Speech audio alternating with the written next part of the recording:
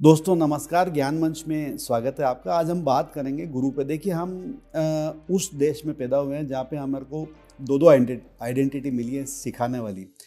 एक शिक्षक है, एक टीचर है, एक गुरु है। अक्सर हम गुरु और टीचर को एक ही मान लेते हैं, लेकिन ये अलग अलग है। गुरु हमारे को ज्ञान देता है और शिक्षक हमें शिक्षा देता है। जितने हमारे ग्रंथ हैं, जितने हमारे पौराणिक कहानियाँ हैं, जितना हमारा इतिहास है जो पिछला, उसमें गुरु की जगह बहुत ऊंची है, बहुत ऊंची है। देखिए कबीरदास जी ने कहा है, गुरु गोविंद दो खड़े काके लागू पाए, बलिहारी गुरु आपने जो गोविंद दियो बताया। मतलब कि भगवान को प्राप्त करने का रास्ता है वो हमें गुरु बताते हैं। पुराने जितने भी राजा है, जितने भी हमारे पौराणिक राजा है या जितने भी राजकुमार है जो गुरु के पास सीखने जाते थे, वो अपना मुकुट उतार के आश्रम के बाहर, अपने जूते उतार के आश्रम के बाहर, अपने रथ से उतर के गुरु के पास जाते थे। उनके पास कोई समस्या होती थी, वो समस्या हमेशा गुरु के पास रखते थे। बाबा तुलसीदास जी ने जब हनुमान चालीसा की शुरुआत करते हैं तो कहते हैं कि श्री गुरु चरण सरोज रज, मतलब कि अपने गुरु के चरण को वंदन करके मैं अपनी प्रार्थना शुरू करता हूँ। रामचरितमानस जब शुरू करते हैं तो बंदो गुरुपद पदम परागा। अक्सर हम कई बार इग्नोर कर दिया करते गुरु को, और कुछ सीख जाने के बाद में हमें ऐसा लगता है कि हम बहुत बड़े बन गए। इसी को लेके एक मैं आपको कहानी बताता हूँ, बहुत ही अच्छी कहानी और बहुत ही सिखाने वाली कहानी कि गुरु हमेशा गुरु रहता है, चेला हमेशा चेला रहता है। गुरु का स्थान जो ऊपर है वो कभी नीचे नहीं हो सकता। चेले का स्थान गुरु से हमेशा नीचे रहेगा, सीखने वाले का स्थान हमेशा नीचे रहेगा। एक गुरु थे जो अपने आश्रम में बहुत सारे लोगों को सिखाते थे, और वो ये भी सिखाते थे कि तुम ये सब सीख के कभी भी अहंकार नहीं करना है। लेकिन एक उनके जो शिष्य थे उनको बहुत अहंकार हो गया था। बहुत अहंकार का मतलब कि वो सीख के जाते थे। बहुत ही होशियार और बहुत ही पारंगत शिष्य था, उन गुरु का प्रिय शिष्य था। उन गुरु का प्रेम उस शिष्य के ऊपर बरसता था कि ये मेरा कितना बढ़िया शिष्य है, मैं जो भी सिखाता हूँ वो तुरंत सीख जाता है। तो उस शिष्य को गुरु के बार बार मना करने के बावजूद अहंकार हो गया। वो बाहर जाके और इतने अहंकार की बातें करने लग गया। गुरु को पता चला कि मेरे शिष्य को बहुत अहंकार हो गया और वो मेरे को भी सुपरसीड करने की कोशिश कर रहा है। तो गुरु ने ही एक प्लान किया कि इसके अहंकार को मेरे को तोड़ना पड़ेगा। तो गुरु ने अपने शिष्य को इनडायरेक्टली चैलेंज करवाया कि गुरुजी तुम्हारे से कोई लड़ाई करना चाहते हैं। उस समय युद्ध का बहुत महत्व था, आत्मरक्षा का बहुत महत्व था। तो चेला तो अहंकार में था, शिष्य बहुत अहंकार में था। तो उसने सोचा कि ठीक है, अब अगर गुरुजी को मैं अगर हरा देता हूँ तो निश्चित रूप से ये मेरे लिए बहुत बड़ी एक उपलब्धि होगी और मैं गुरु से भी बड़ा बन जाऊँगा।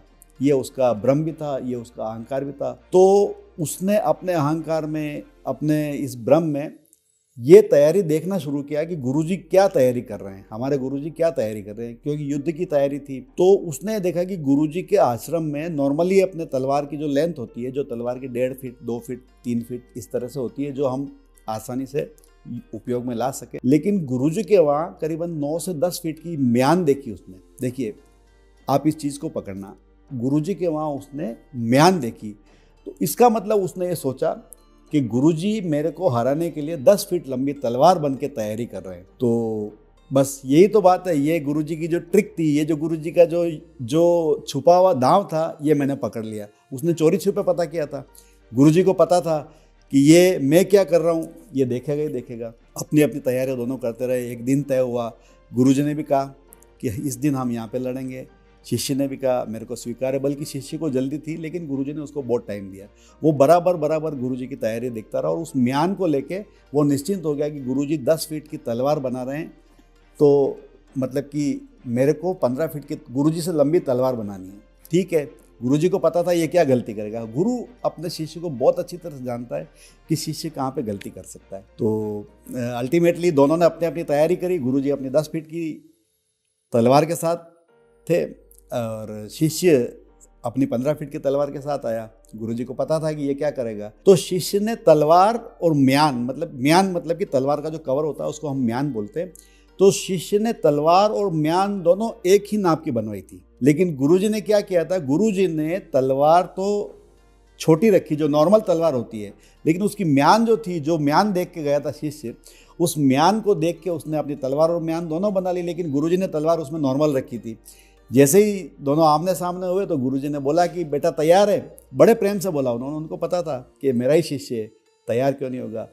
तो उसने कहा बिल्कुल तैयार हूँ मैं। तो ठीक है चलो शुरू करते हैं। जैसे ही बेल बजी और दोनों ने अपनी अपनी तलवार के, चलो निकालो तलवार अपनी, क्योंकि लड़ना तो अपने को अस्त्र से ही है। तो शिष्य के पास 12 फीट की तलवार थी, 12 फीट की म्यान थी। तो शिष्य अपनी अपनी तलवार जब तक निकालता, उसमें से गुरुजी ने तो अपनी छोटी सी तलवार थी, म्यान बड़ी थी, वो तलवार निकाल के उन्होंने उसके गर्दन पे टिका दी। मतलब कि पहले ही वार में, एक क्षण में गुरुजी ने उसको अपनी औकात बता दी। मतलब कि ये औकात सब बहुत अच्छा नहीं है, लेकिन शिष्य के लिए हम यूज़ कर सकते हैं। तो शिष्य उनके चरणों में गिर गया कि आप मेरे गुरुजी हैं, क्योंकि मैंने आपकी चोरी छुपे तैयारी देखी थी, मैंने आपकी तैयारी देख के मैंने अपनी तैयारी करी, लेकिन मुझे ये नहीं पता था कि आप क्या कर रहे हैं। मैंने केवल आपकी बाहरी तैयारी देखी थी, आंतरिक तैयारी। तो इसी तरह से गुरु जो होता है वो कभी भी चेला या शिष्य गुरु को सुपरसीड नहीं कर पाता। इसीलिए हमारे यहाँ पे शास्त्रों में गुरु के स्थान को बहुत ऊपर किया हुआ है। जो कोई भी आपको एक चीज़ भी सिखाता है, वो एक अपर हैंड उसका हमेशा ऊपर रहेगा, गुरु का हमेशा ऊपर रहेगा। तो गुरु का जो स्थान है, और हम खुशकिस्मत है कि हमें गुरु भी मिला है, हमें शिक्षक भी मिला है। टीचर से भी हम कभी बड़ा नहीं हो सकते, गुरु से भी हम कभी बड़ा नहीं हो सकते। तो ज्ञान मंच में आज इतना ही। हमने गुरु पे इतनी बढ़िया बात करी, और भी जब भी मौका मिलेगा हम इस तरह से बातें और कहानियों के माध्यम से सीखते रहेंगे। जय हिंद, जय भारत।